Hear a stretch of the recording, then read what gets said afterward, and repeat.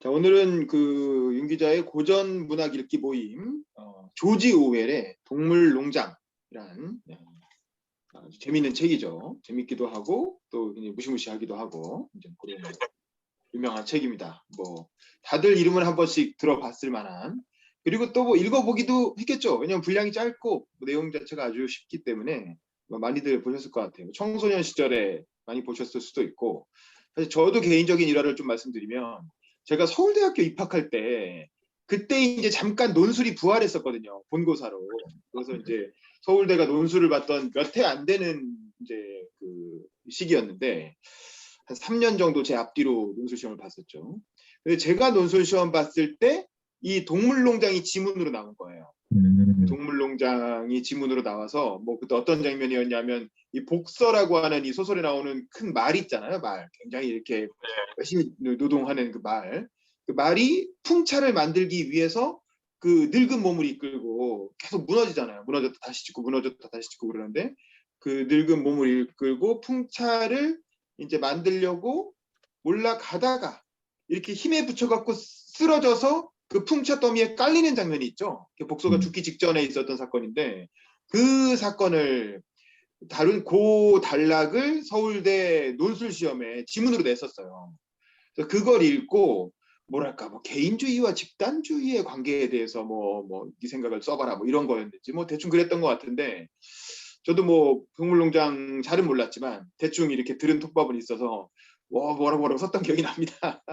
뭐 그걸 잘 써서 붙었는지는 알 수 없으나 어쨌든 제가 이제 그 대학 들어갈 때 봤던 논술 시험의 지문이어서 평생을 기억하게 되는 거죠.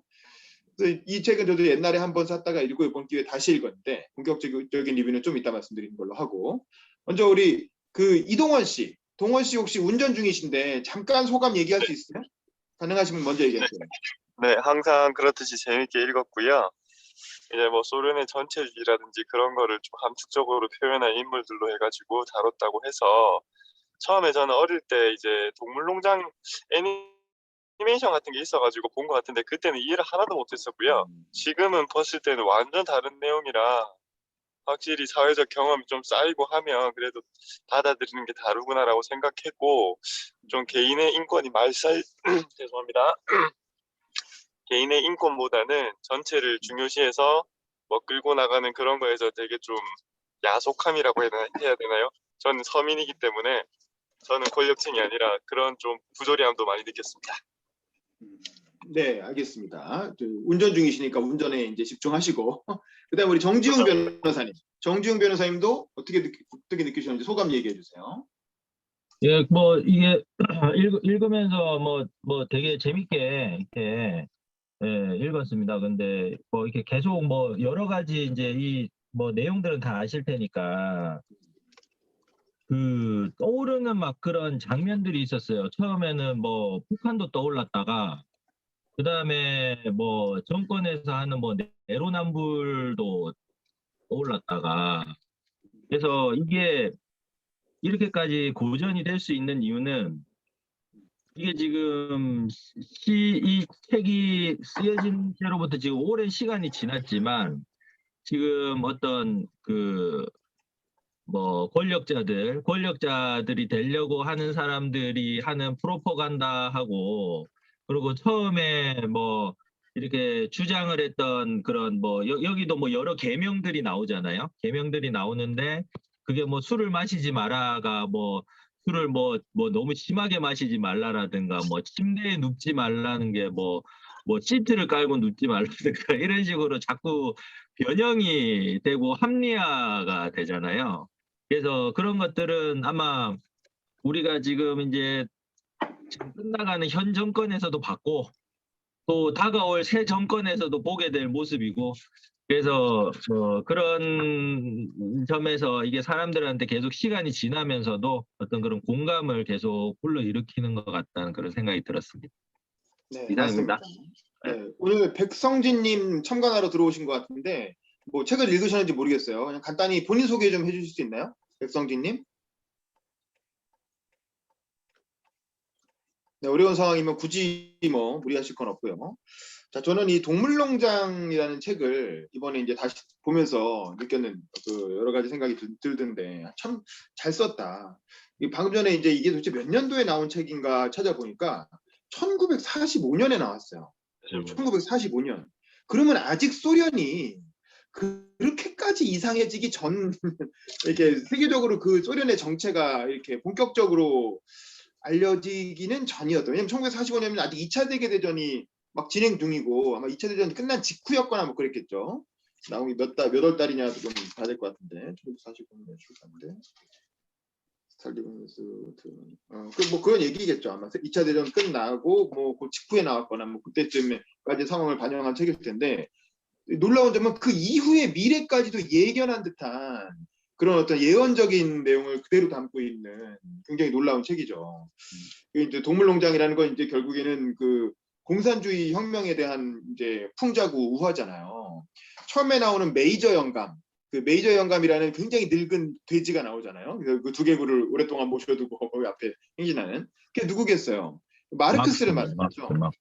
칼 마르크스를 누가 봐도 말하는 걸로 생각이 되고, 그 마르크스는 처음에 좋은 이론을 얘기를 했지. 아, 이렇게 하면 동물들이 메이저 할아버지는 그 동물들이 주인이 되는 농장을 만들어서 정말 이렇게 아주 편안하게 여가 시간을 즐기면서 이렇게 저 인간들이 착취해 가는 것만 못하게 하면, 인간들이 착취해 가는 걸 우리가 서로 이렇게 직접 우리끼리 나눠 가지면 굉장히 평등하고 이상적인 사회를 만들 수 있을 거야라고 얘기를 하시고 이제 노인이다 보니까 일찍 돌아가셨죠. 그러니까 실제로는 200년에 걸친 그 공산주의, 또 사회주의의 역사를 한 몇 년 사이에 있었던 그 동물들은 수명이 짧으니까 몇 년 사이에 있었던 일로 압축을 해놓은 거잖아요. 그러니까 이제 그런 식으로 상징적인 사건들이 묘사가 되는데, 그다음에 이제 이 메이저 영감의 뒤를 잇는 두 명의 인물이 등장하죠. 두 명의 돼지가 등장하죠.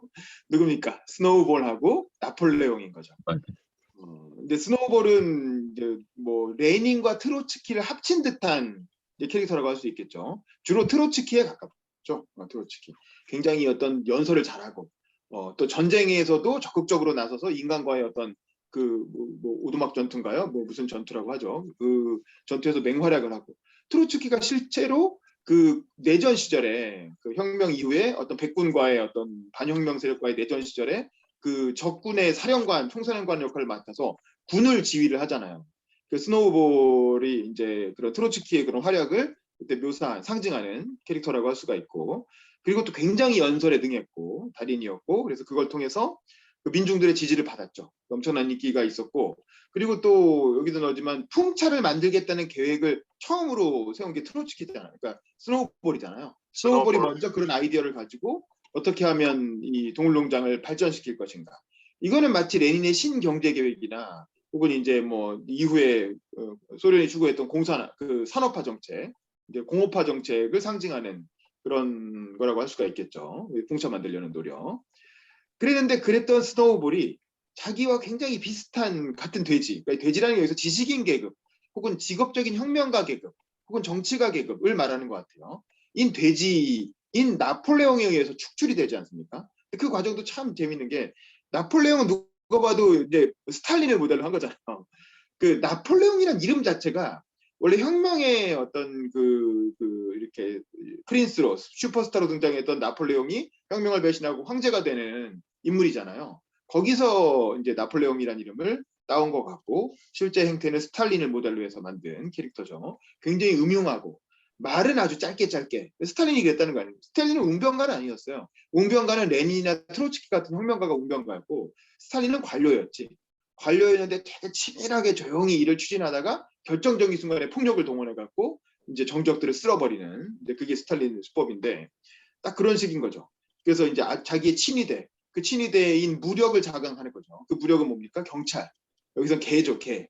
아마 뭐 셰퍼드나 그런 굉장히 무시무시한 개를 아주 새끼 때부터 몰래 이렇게 강아지 때부터 입양을 해가지고 다락방에서 몰래 키우죠.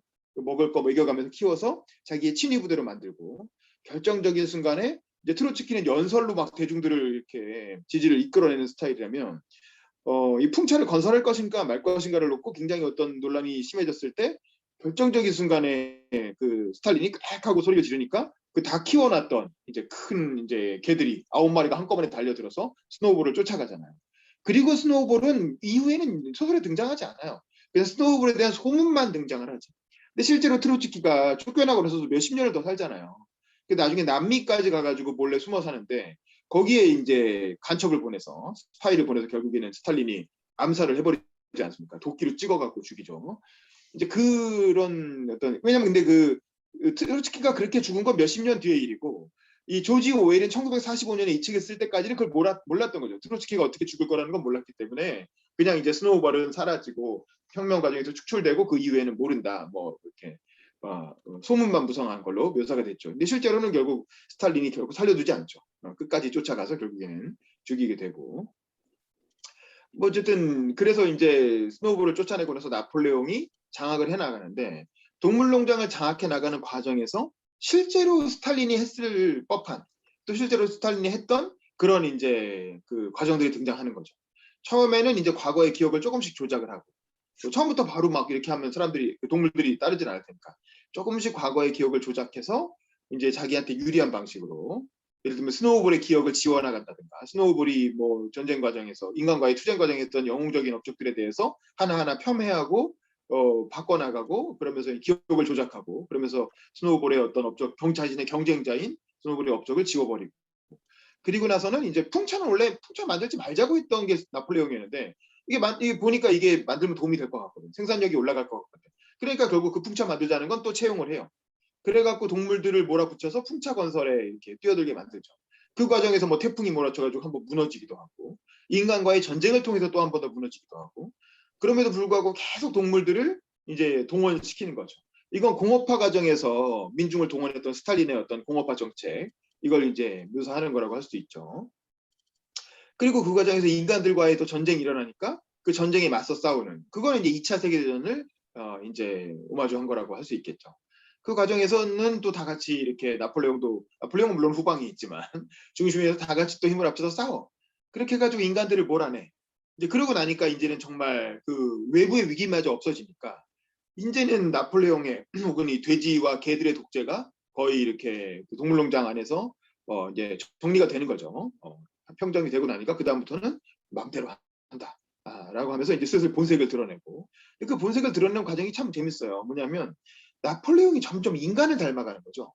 그 인간을 닮아가는 모습이 조금씩 이렇게 등장하는데 처음에는 뭐 술을 원래 마시지 않는다. 또 7개 계명을 메이저 영감이 이렇게 얘기를 하고 그걸 이제 스노우볼이 혁명 이후에 계명을 벽에다 적어놓잖아요.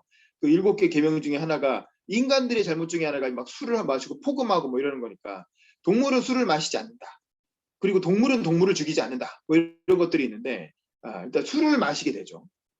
돼지와 나폴레옹이 이제 위스키를 이제 잉여 농산물을 가지고 팔아서 위스키를 몰래 사오고 위스키를 마시면서 이제 자기들이 즐거우니까 계명은 술을 마시지 않는다 해서 술을 지나치게 마시지 않는다. 이런 식으로 이제 약간 병영을 한다든가. 그리고 뭐 그런 거죠. 그리고 또 동물은 동물을 죽이지 않는다라고 하는 중요한 계명도 있었잖아요. 근데 이제 어느 순간 이제 내부의 불만 세력들이 등장하니까 뭐 암탉들이라든가 그런 불만 세력들을 숙청하기 위해서 개들을 이용해서 결국 불만 세력들이 자기 고백을 하게 만들고 자기 고백을 하는 즉시 개들이 다 물어 죽이고 이런 식으로 막 학살을 해버리잖아요. 그 이후에는 또 계명을 동물은 동물을 이유 없이 죽이지 않는다. 정당한 이유 없이 죽이지 않는다. 이런 식으로 좀 바꾸고. 그러면 스탈린도 엄청난 숙청을 했잖아요. 엄청난 내부 숙청을 해서 뭐 수백만 명을 죽이게 되고 또 집단 농장화에 실패해서 또 수천만 명이 죽고 뭐 그런 과정들이 소련에서도 있고 나중에 중국에서도 있게 되는데 그러니까 이 스탈린도 그렇고 모택동도 그렇고 전형적인 여기서 나오는 나폴레옹의 어떤 행태를 보이게 되는 거죠. 뭐 북한의 김일성도 당연히 말할 것도 없고. 그러니까 그런 사람들이 계속 이렇게 그 나폴레옹과 같은 그리고 그 개라고 하는 어떤 친위 어떤 경찰 집단을 그 독재에 활용하는 과정도 뭐 소련, 중국, 북한에서 공이 나타나는 그런 과정이잖아요. 그래서 그런 것들이 다 비슷비슷하고 결국에는 몇 년이 지나가 시간이 그리고 그 과정에서 되게 클라이막스는 아까 제가 얘기했던 복서라고 하는 그 이제 노동 영웅을 상징하는 캐릭터잖아요. 묵묵하게 말없이 힘은 엄청 세고 말없이 그 풍차를 만들기 위해서 자기의 모든 노동력을 갈아 넣어가지고 그 공화국을 위해서 혹은 동물농장을 위해서 봉사를 한 노동자를 상징하는 캐릭터가 바로 복서인데 복서라고 하는 말 굉장히 힘이 좋은 말이죠. 근데 이제 그 복서가 늙고 병들어서 도저히 더 이상 이제 공헌을 할 수 없는 상황이 되니까, 그리고 이제 풍차 만들다가 결국엔 무너지는 잔에 깔려서 상처도 있고, 그러면 그 정도 노력을 했으면 당연히 어떻게 해야 됩니까? 아이 뭐 요양시설에 보내서 편하게 노후를 즐길 수 있게끔 연금도 주고 그렇게 하겠다고 약속도 했었고 그랬는데 뭐 원래 뭐 병원에 보낸다는 명분으로 이렇게 다른 마을로 보내죠. 근데 다른 마을로 보내는데 이제 좀 머리가 좋은 그 늙은 당나귀인가요? 이렇게 보니까 그 마차에 동물들이 글자를 읽게 된 거잖아요. 마차에 보니까 말도살이라고 적혀 있는 거죠. 사실 돼지들은 복서를 마지막에는 그냥 팔아버린 거야. 팔아서 말이라는 건 어쨌든 도살하고 나면은 뭐 가죽도 나오고 뼈도 나오고 뭐 이렇게 팔아먹을 게 많으니까 그 평생을 고생만 한 노동에 지쳤던 복서를 그 결국엔 도살장으로 보내버리고 그 돈을 받아서 그 돈으로 또 위스키 사 먹고 자기들끼리 사치를 누리는 그런 결로 묘사가 되죠. 그리고 마지막에 몇 년 뒤에는 그런 복서의 기억도 다 희미해지고 동물들은 또 수명이 짧으니까 금방금방 잊어먹잖아요. 그리고 나서는 그 결국 존스라고 하는 인간이 다스리던 시절의 목장과 크게 다를 바 없는, 물론 이제 풍차도 건설되고 생산성도 높아지고 뭐 좋아져. 잉여 농산물이 생겼어. 그럼 그 잉여 농산물을 결국 인간과 교류를 하면서 그걸로 뭐 설탕도 가져오고 위스키도 가져오고 뭐 그렇게 되는 거죠. 그리고 마지막에는 돼지들만 인구가 늘어나가지고 잘 먹고 이렇게 자식도 많이 나오니까 그 돼지들만 인구가 늘어서 자기들만 특권 계급이 돼가지고 돼지와 개들만 특권을 누리게 되고 결국 옆에 그렇게 악마하고 욕했던 인간 농장주를 불러서 마지막에 이제 카드놀이를 하면서 밤새 놀잖아요. 그러다가 이제 자기들끼리 막 이렇게 그리고 나폴레옹을 비롯한 돼지들은 이제 인간의 옷을 입기 시작하죠. 인간의 옷을 입고 두 발로 걷기 시작하고, 원래는 이제 네 다리는 좋고 두 다리는 나쁘다. 이게 이제 아주 간단한 명제였는데 이제는 그것까지도 네 다리도 두 다리도 문제 없다는 식으로 해서 결국 두 발로 걸어 다니고 인간의 옷을 입고 그리고 이제 술을 마시고 이제 카드 게임을 하는데 그 나중에 인간들과 이제 카드 포커 치다가 이제 서로 사기 치다가 싸움이 나니까 팍 싸운단 말이야. 그 마지막 순간이 그거잖아요. 동물들이 뭔 일이야 하고 이렇게 창문 밖으로 넘겨봤더니 그 인간 농장주하고 돼지 그 나폴레옹 일파가 서로 이제 카드 하다가 이제 말싸움을 막 벌이는 장면인데 누가 인간이고 누가 돼지인지 얼굴이 흐물흐물해져가지고 인간 같기도 하고 돼지 같기도 하고 서로 구분이 안 되더라. 이걸로 이제 소설이 끝나잖아요. 이게 뭐겠어요? 결국 이제 노멘클라투라라고 하는 그 소련의 어떤 특권 계급, 그건 뭐 중국 공산당도 마찬가지일 거고, 뭐 북한의 노동당도 마찬가지겠죠. 그들이 하는 행태는 굉장히 사치를 누리고 무슨 뭐 주석 궁을 세워가지고 뭐 금수산 뭐 궁전을 만들어서 옛날에 왕이랑 뭐가 다르냐 이거예요. 노동자들이 혁명을 해서 다 뭐 똑같은 혁명이고 동무고 뭐 이렇게 불러놓고 결과적으로 권력을 쥔 집단은 굉장히 호의호식하면서 아주 이제 왕족 같은 호화로운 생활을 누리고, 그리고 대부분의 민중은 여전히 뭐 왕정 시절이나 지금이나 큰 차이 없이 가난하게 이렇게 차별받는 삶을 살고. 근데 그걸 1945년에 갈파를 했다는 거야, 조지 오웰이. 그건 우리는 지금은 알죠. 지금 70년이 지나고 나서 인간의 실험이, 사회주의 실험이 다 곳곳이 그런 식으로 퇴행하고 실패하고 그래서 체제가 무너지고 또 무너지지 않더라도 굉장히 어떤 왜곡된 형태로, 처음의 이상과는 전혀 다른 왜곡된 형태로 지속되고 있다는 걸 우리는 아는데, 이 조지 오웰이라는 작가는 굉장히 놀랍게도 그걸 1945년에 2차 대전이 끝나자마자 갈파를 딱 파악을 하고 그걸 소설로 이렇게 그려냈다는 게 놀라운 통찰력이 있었던 거죠. 거의 미래를 예언한 듯한 그런 책이고, 그랬기 때문에 이 책이 지금까지도 전 세계적인 고전으로 많이 읽히게 된 게 아닌가 싶고, 그 참 놀라운 건 이 작가가 원래 좌파였다라는 거예요. 이 사람이 우파가 아니에요. 조지 오웰이 우파 뭐 이렇게 해가지고 원래 사회주의를 반대했던 사람이 아니고 이 좌파적인 성향을 가지고 그 여기 나오지만 카탈루니아 내전이라고 해서 이제 그 스페인 내전에 또 참여를 하잖아요. 그 조지 오웰이 젊었을 때 그때 유럽에 많은 그 사회주의 뭐 아나키스트 뭐 이상주의자들이 다 스페인 내전에서 그 좌파와 그 프랑코 독재자 사이에 어떤 내전이 벌어지니까 대부분 그 인민전선이라고 하는 좌파를 돕기 위해서 스페인 내전에 자발적으로 그 우리가 요즘 그렇게 하면 안 돼요. 우크라이나 돕기 위해서 그 많은 사람들이 전 세계에서 의용군으로 가기도 하잖아요. 그것처럼 어떤 스페인의 인민전선 정부를 돕기 위해서 의용군으로까지 참여했던 사람인데, 그 조지 오웰은 그걸 봤던 거야. 그 스페인 내전에 참여하면서 아이씨 좌파들도 똑같구나. 우파가 나쁜 놈인 줄 알고 인민전선에 참여를 했더니 좌파들이 하는 행태도 비슷비슷하구나. 거기서도 똑같이 의견이 다른 사람들 적으로 몰아붙이고 학살하고 뭐 그러면서 자기들은 정당화하고 이런 과정을 본 거지. 그러면서 좌파나 우파나 인간의 본성은 똑같고 권력을 쥐고 하는 행태는 비슷하구나라고 하는 그런 문제의식, 통찰력이 생긴 것 같고 그걸 가지고 이제 소련을 지켜보니까 소련에서 스탈린이 하는 짓이 비슷했던 거지. 그래서 이제 그거를 이제 동물농장이라는 이렇게 우화를 통해서 발파한 게 이제 이 책의 내용이 아닌가 싶고 그래서 이 책을 쓰고 그리고 굉장히 유명세를 얻은 다음에 어떻게 합니까? 그 다음에 이제 미래 사회, 어떤 전체주의의 이제 공산주의 사회의 몰락을 이 동물농장이라는 책으로 그렸다면 자본주의 사회는 그럼 어떻게 될 것인가? 자본주의도 결국 전체주의로 귀결될 것이다. 라고 보고 그걸 이제 가상의 디스토피아 SF 소설을 쓴 게 1984라고 할 수 있겠죠. 거기는 빅브라더라고 하는 거대한 이제 감시자가 등장해서 이제 뭐 그런 전체주의 국가를 만들잖아요. 그래서 이제 그 동물농장은 굉장히 통찰력이 있고 예언가적인 책이 됐고 1984는 뭐 그렇진 않은데 왜냐하면 자본주의 사회가 1984처럼 그렇게 전체주의 사회로 어떤 귀결되진 않았잖아요. 이제 그러진 않았지만 그래도 뭐 요즘 인터넷도 등장하고 뭐 CCTV 같은 것도 많아지고 그러면서 1984에서 얘기했던 그런 어떤 예언도 일부분은 또 이렇게 실현된 측면도 있고 또 뭐 많은 그 이후에 만들어진 뭐 우리가 아는 그 매트릭스라든가 뭐 이퀄리브이라든가 뭐 그런 수많은 SF 영화나 만화 뭐 공각기동대라든가 그런 거에 많은 어떤 상상력의 원천이 된 그런 굉장히 이제 좋은 작품을 이제 남기셨죠. 그리고 나서 얼마 있다 돌아가셨어요. 이 조지 오웰이라는 작가는 그렇게 오래 살지 못했더라고. 근데 어쨌든 그 두 편의 여러 가지 작품들이 있지만 특히 동물농장과 1984라고 하는 어떤 두 개의 디스토피아, 사회주의 버전의 디스토피아와 자본주의 버전의 디스토피아 이 두 개의 소설을 남겼는데 그 소설이 인류에게 굉장히 큰 어떤 지적 자극을 주고 있는 책이라고 할 수 있죠.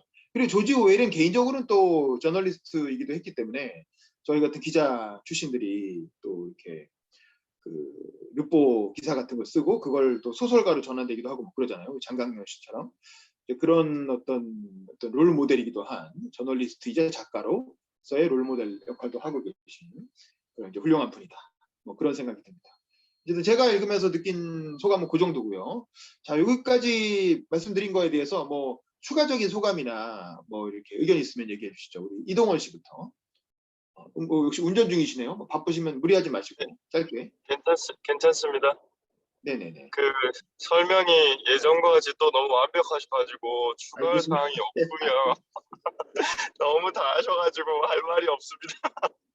부끄럽네요. 네, 죄송합니다. 그리고 무엇보다 재밌었던 건 이게 만약에 동물들이 아니라 인물들로 묘사를 했다고 하면 저희 고전 소설을 읽는 것처럼 처음에 이 인물이 누구더라 해가지고 좀 그 사람 배경이라든지 그런 거를 인식을 했어야 됐던 것 같은데 초반에 동물로 하니까 그 동물 이미지가 그 인물들과 좀 접합이 되면서 이해하기가 엄청 쉽더라고요.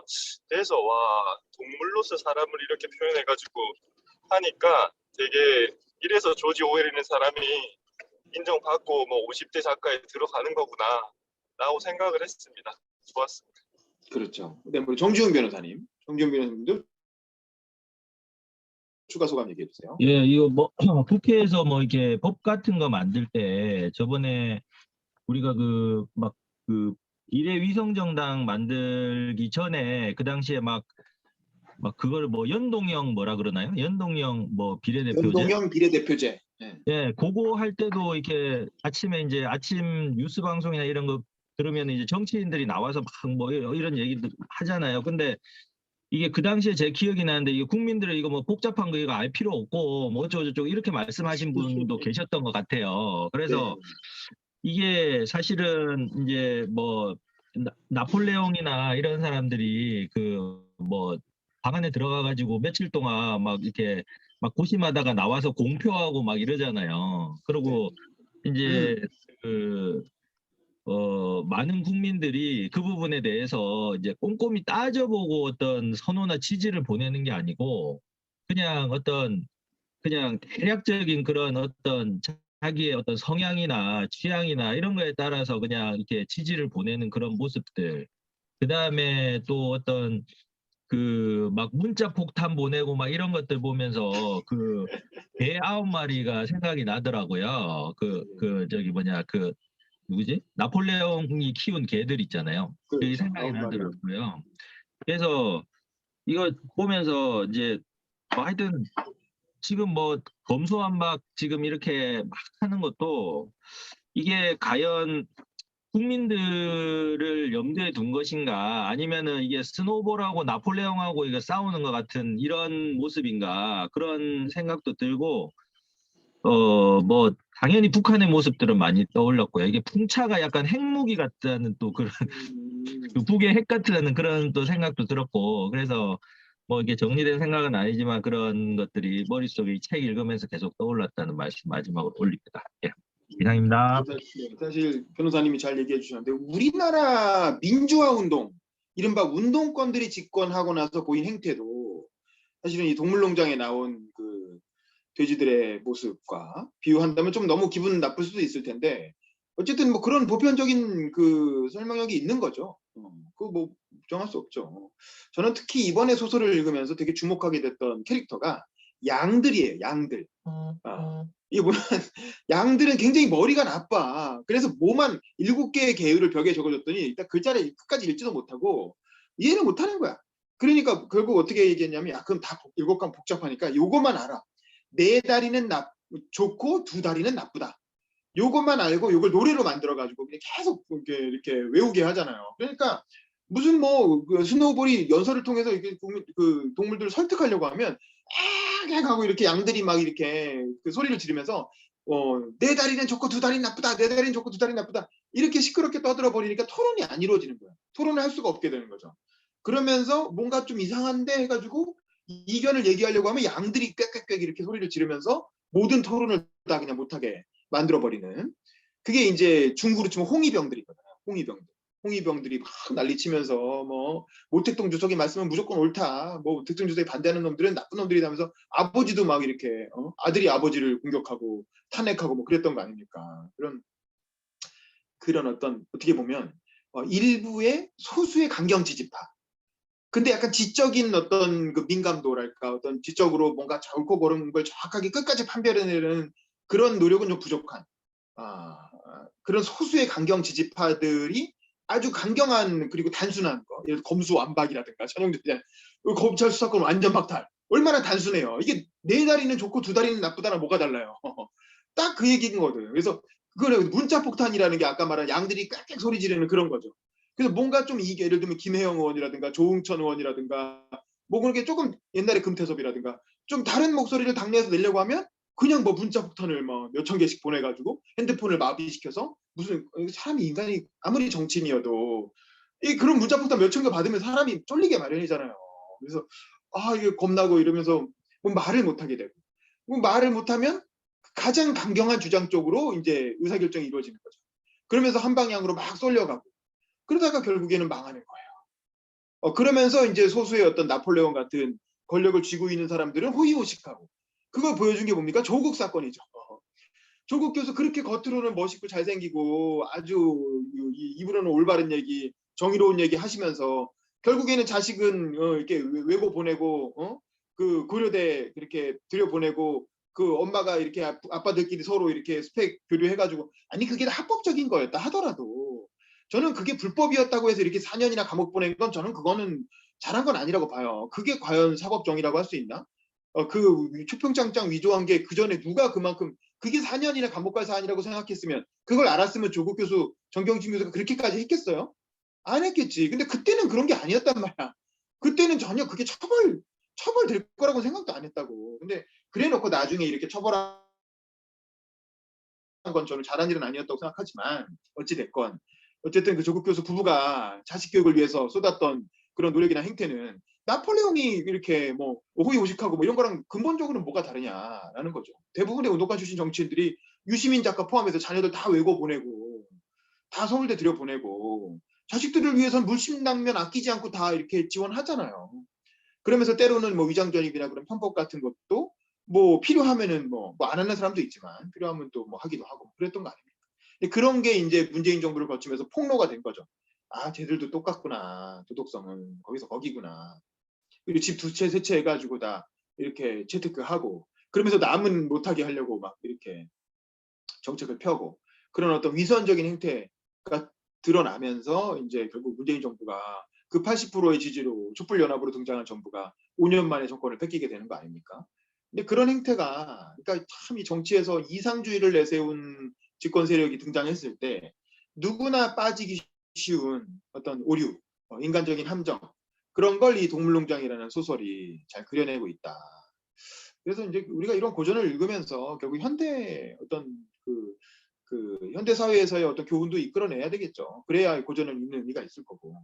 그러니까 결국 인간이 가지고 있는 욕망은 다 거기서 거기고 그걸 어느 정도는 이제 감안하고 인정한 바탕 위에서 뭔가 그 현실적으로 그래도 조금 더 다수에게 조금 더 좋은 세상을 만들기 위해서 우리는 어떤 제도 개선을 해야 될 것인가라는 그런 겸손한 태도로 한 발짝씩 앞서가는 그런 겸손한 태도로 개혁을 추진해야 된다. 뭐 이런 교훈을 얻을 수 있겠죠.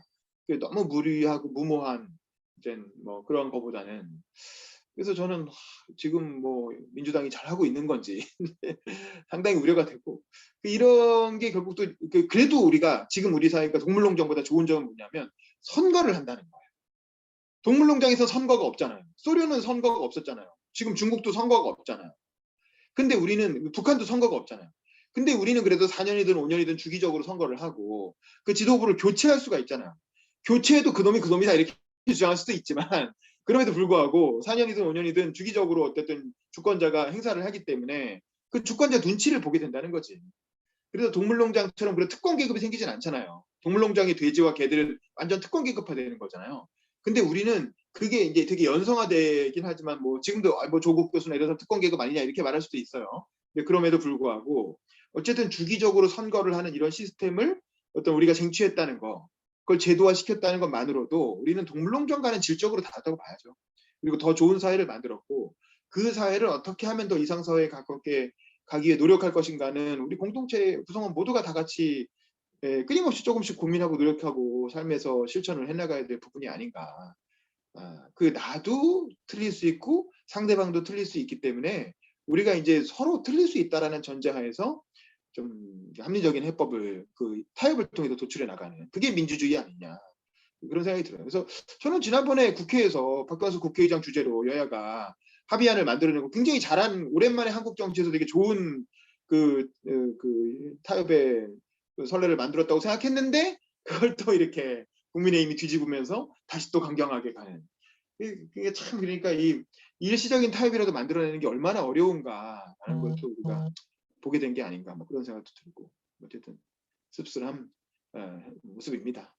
그래서 그러면 이 정도로 하시죠. 우리 백성진님 오늘 참관하셨는데 혹시 들으면서 소감 얘기하실 거 없으신가요? 백성진님?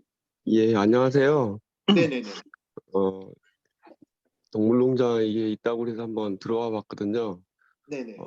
몇 년 전에 이게 쿠바를 여행한 적이 있었어요. 오. 기회가 돼서 한번 쿠바를 여행한 적이 있었는데, 어, 한참 그 이명박 정부 와가지고 그 의료 민영화 한다고 되게 막 그랬었잖아요. 그래서 그때 막 제기됐던 게 쿠바 의료 체계가 되게 좋아서, 국민들이 의료 혜택도 잘 받고, 되게 잘 돼 있다는 얘기를 듣고, 저도 이제 여행하면서 한번 지켜봤었어요. 근데 생각 외로 아주 좋지가 않더라고요. 왜냐하면 당장 돈이 없어가지고 약국에 약도 없더라고. 약도 진열되어 있지 않더라고요. 그리고 이제 그 교육 시스템이 다 무료로 다 돼 있기 때문에 그 의대에 나온 학생들이 다들 예전에 우리 60년대, 70년대 때 그 독일로 이렇게 탄광으로 그 광부로 나가고 간호사로 나갔던 것처럼 그 의대에 나온 학생들이 졸업을 하면 3년씩인가 이렇게 의무로 해외로 나가서 일을 하게 돼 있더라고요. 네네. 뭐 그런 거라든지 그다음에 이제 그 혁명 1세대들한테는 다들 이렇게 그 집을 한 채씩 다 줬었대요. 이제 그 당시에 이제 미국에서 다 미국 그 자본들 다 걷어들여서 집을 다 한 채씩 줬는데 지금은 이제 돈이 없다 보니까 그 부모들하고 그 자식들이 이제 한 명만 있으면 괜찮은데 여러 명이 있으면 그 자녀들이 다들 이제 그 부모 집에서 같이 살고 있는 뭐 그런 상태로 돼 있더라고요. 그래서 실질적인 그 공산주의 국가라는 게 참 완벽할 수 없구나, 예, 이상적이진 않구나, 그런 어찌 보면 동물농장에서 말했던 그런 부분들이 이런 부분들, 그리고 또 하나는 아까 말씀하신 것처럼 권력층한테는 공산주의나 자본주의나 똑같이 그렇게 자기들만의 그런 성을 쌓아가는 그런 과정들을 생각할 수 있는 그런 것들이어서 쿠바 여행을 하면서 그런 생각들을 많이 가지게 됐던 기회였기도 했거든요. 그래서 오늘 또 동물농장 하신다고 하셔서 이렇게 또 한번 참여해보게 되었습니다. 아, 네, 예, 감사합니다. 반갑습니다. 만나뵈서. 예. 우리 이동원 씨 음소거 키셨는데 혹시 추가 소감 더 얘기하실 거 있으신가요? 아닙니다. 다 말씀드려가지고 네, 감사합니다. 정지용 씨 혹시 정지용 변호사님 혹시 추가로 더 얘기하실 거 있으신가요? 네, 또 이거 하다가 또 생각이 또 떠올랐는데 저는 이제 네. 절에 다니는데 이제 저는 사실은 이제 제가 아는 스님 중에는 이제 술을 안 하시는 스님 저는 본 적이 없고요. 그리고 이제 그다음에 뭐 이렇게 뭐 뭐냐 뭐 고기 뭐 이런 것도 다 이제 오픈해서 공개적으로 드시지는 않지만 이제 자기들의 그 말하자면 여기 나오는 그 존스 씨 사는 집에 들어갈 수 있는 사람들하고는 고기도 드시잖아요. 근데 또 많은 또 신도들은 이제 또 그 승복 속에 그 승복에 주는 어떤 권위 뭐 이런 부분에 대해서 다 따르고 이제 이런 부분들이 있잖아요. 그래서 이게 이제 뭐 정치 권력만의 문제는 아니고 이게 사실은 종교도 일종의 권력화되고 정치화되는 부분이 있다면 그것도 마찬가지고 또 우리가 알 수 없는 또 어떤 영역들에서도 그러니까 이런 말하자면 동물 농장의 이런 포맷들은 계속 작동되고 있는 것이 아닌가 이런 생각도 들었습니다. 네, 이상입니다. 네, 감사합니다. 저도 비슷한 생각이고요. 자, 그럼 일단 오늘은 이걸로 마치고 다음 달 그 독서 모임 고전 정하고 마치겠는데 뭘 할까 좀 혹시 여러분 의견 있으신가요? 다음 달에 뭐 이거 했으면 좋겠다 생각 있으신 분 얘기해 주시고요. 그 제 생각에는 요즘 빠칭코가 전 세계적으로 되게 화제가 되고 있지 않습니까? 근데 이제 이게 고전 문학인 거거든요. 원래 소설이 원작이잖아요. 드라마로 이슈가 됐지만 원래 세계적으로는 소설이 원작이잖아요. 우리나라에도 번역이 돼 있고. 그래서 이제 이 파칭코라고 하는 우리가 너무 옛날 고전만 많이 읽었는데 현대의 고전도 뭐 보지 말 이유는 없잖아요. 그래서 그 파칭코라는 소설이 보니까 상하권 2권으로 나와 있는 것 같아요. 그래서 그 중에 상권 1권을 먼저 읽고 재밌으면 2권까지 읽는 걸로 하시죠. 그래서 다음 달 말에 빠찡코 1권 상권을 읽고 모임을 하면 어떨까 싶고요. 뭐 특별히 반대하시는 분 없으시죠? 네. 그다음에 날짜는 지금 우리 매주 마지막 주 토요일이라고 치면 5월 28일인 겁니다. 5월 28일 토요일 오전 10시에 지금처럼 빠칭코 1권을 읽고 같이 토론하는 시간을 가져봤으면 합니다. 뭐 괜찮으신가요? 좋습니다. 네네, 알겠습니다. 자, 그러면 다음 달에 뵙겠습니다. 네, 수고하셨습니다. 들어가세요. 감사합니다. 고맙습니다. 이거 네, 안 운전 하죠, 이거? 조심하시고요. 아니, 네네네. 저기 사진. 맞아. 사진 찍어야지. 깜빡했네. 자, 사진 네. 한번 찍겠습니다. 우리 백성진님도 가능하시면 비디오 잠깐만 켜주시고요. 무리하지 마시고요. 자, 하나, 네, 감사합니다. 하나, 둘, 셋. 네, 됐습니다. 자, 수고하시고 조심해서 들어가세요. 감사합니다. 운전 화이팅. 네, 안전 네, 운전하세요. 감사합니다. 기자님. 좋은 주말 네, 되십시오. 감사합니다.